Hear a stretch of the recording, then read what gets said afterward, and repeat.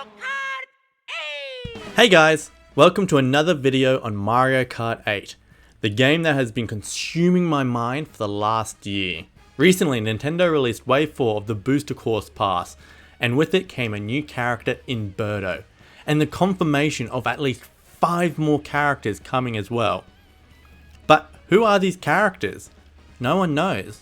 And the data mines have come up empty. The only thing we know for sure is that we are only getting characters from past games, though they're likely only pulling content from Tour, just like the Booster Course Pass. In today's video, I want to go over 5 theories that could potentially hint at who these 5 characters could be. Be warned though, I will be talking about tracks that have been data mined and hinted at for future waves. So I'm starting off with the theory I think most people already believe to an extent. This is the idea that the characters to be added in future waves will relate to tracks in the same wave. This is because when Birdo was announced, she was shown off alongside Yoshi's Island. And Birdo has had a history of being paired up with Yoshi in spin-offs since Mario Tennis on 64, and this includes Mario Kart Double Dash. If this theory is true, we could see a roster like this. We know from data mines we're getting a new Nitro DK track, leaving plenty of room for Donkey Kong characters like Pauline and Diddy Kong. DK Mountain is also very likely to return. LA Laps is a city track coming in a future wave that has been associated with both Funky Kong and Charging Chuck. And we're also likely to get another desert track, which Nabbit tends to be associated with in Tour. Sunset Wilds in particular was data mined, and I wouldn't be surprised if we see a new city track that was based on Cairo.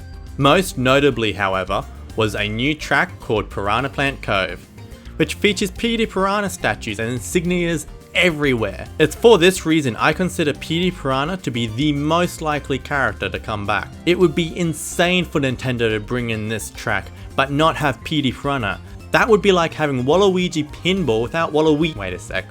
I consider this theory to be very likely, but I don't think it necessarily means every character has to tie into something. They could throw in some for fun. So this theory of mine comes from something I noticed when they revealed Birdo. They specified she was originally from Mario Kart Double Dash. I consider this odd because based on the most commonly believed guesses out there, we'll only be seeing characters from 3 games in the series: Double Dash, Wii, and Tour, with only Funky coming from Wii, with the majority of the rest coming from Double Dash or Tour. Is it worth pointing out the origin when half the characters come from the same game? But if that's not the case, what if we see some series veterans that aren't in Tour yet make their way over in Mario Kart 8? If this were true, the roster could look something like this. You got Birdo and Diddy from Double Dash, Rob from DS, Funky from Wii, Honey Queen from 7, and Pauline from Tour. You could swap some things around here and there, and the theory still works. I think it's worth keeping this theory in mind, because even if we still only see characters exclusively from Tour, we could see some characters who haven't been added yet. Like what they did with Sky High Sunday. I don't actually think we'll see Rob again in Mario Kart.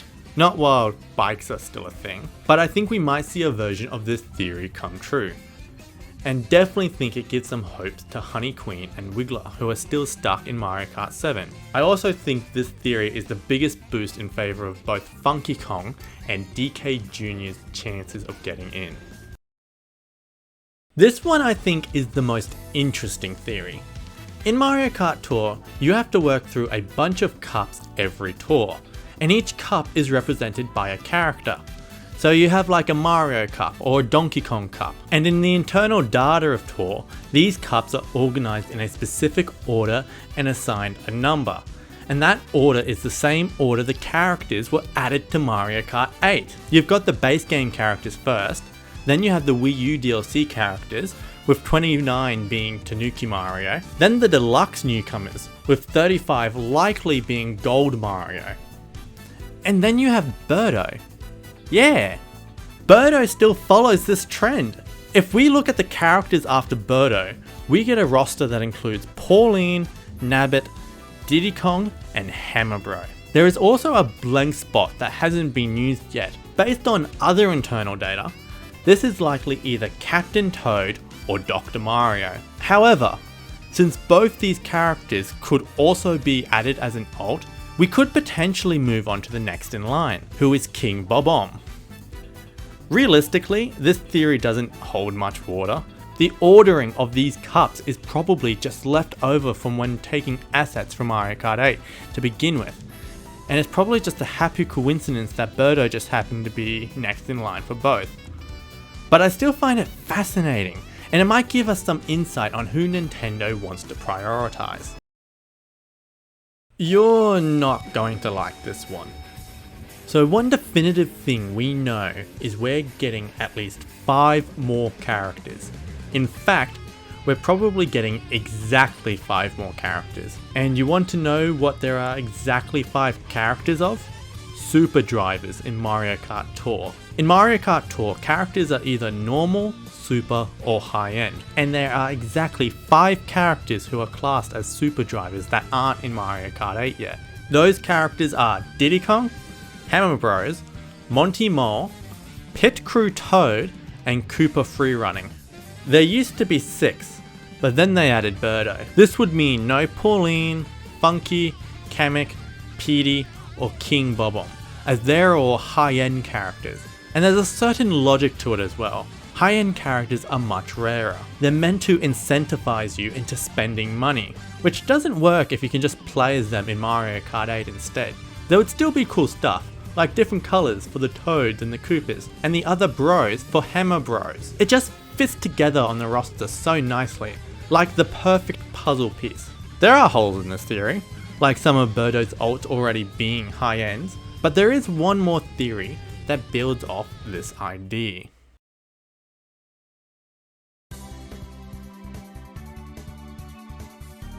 So we've established that super characters fit perfectly on the right side of the roster, where all the question marks are. But guess what fits perfectly underneath the roster? That's right, the high-end characters. Well, sort of. But once we get rid of all the alts, like Captain Toad and Dr. Mario, the bike unfeasible characters like SNES DK Jr., as well as Peachette, who's sort of an alt and probably wouldn't work on a bike either, you're left with Pauline, Dixie Kong, Funky Kong, King Bob-omb, Kamek, Nabbit, Charging Chuck, and Petey Piranha. These are all the totally unique high-end characters in Tour, not yet playable in Mario Kart 8, who would fit perfectly on that bottom row. And there's plenty of screen space for them too. Just look at the multiplayer menu and how much empty space there is now. Heck, even if they add more characters to Tour, you could probably just swap out Pit Crew Toad and Koopa Freerunning for them. No reason the last theory has to be right for this one to come true. And I genuinely think there's a good chance this is what's going to happen. To me, the Booster Course Pass has always been about preserving all the content created in Mario Kart Tour. That's why we're seeing so many city tracks and other Tour originals.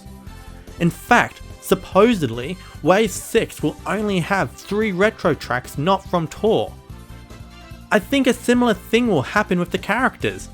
That's why I held out hope for new characters for this long, despite 3 waves without them. Nintendo is giving us a whopping 48 tracks to play with, doubling the base game roster. And Nintendo hasn't actually said anywhere how many characters they'll be adding. They've been weirdly quiet on the subject despite us seeing the question marks now. Is it so hard to believe they could add 14 characters? But then again, this is Nintendo we're talking about. The company that took them years to add Birdo to the game, while Pink Gold Peach has been there from the beginning. Which brings me to one last bonus theory. At the end of the day, none of us know what Nintendo is going to do, who they're going to add, or how many they'll add from here. We know there's at least 5, and that's pretty good. I'll admit, I'll be sad if characters like King Bobom, Kamek, Pauline, or Petey Piranha don't make the cut. But I know I'll enjoy the characters they do add. And who knows, maybe we'll see all the characters that missed the cut added to the next game. Or maybe they'll be added alongside a second booster course pass. There's still a lot of tracks in Tour that haven't been reused yet. If you guys liked this video and would like to see what my take on what a second booster course wave could look like, leave a comment below and be sure to subscribe. Also check out my social medias in the description below. I sometimes stream and am playing through the Luigi's Mansion series, which I hope to turn into a video as part of my one game each series, where I play through at least one game for every character in Smash Bros. Check out my other videos on that if you're interested. Until then, I'll see you around.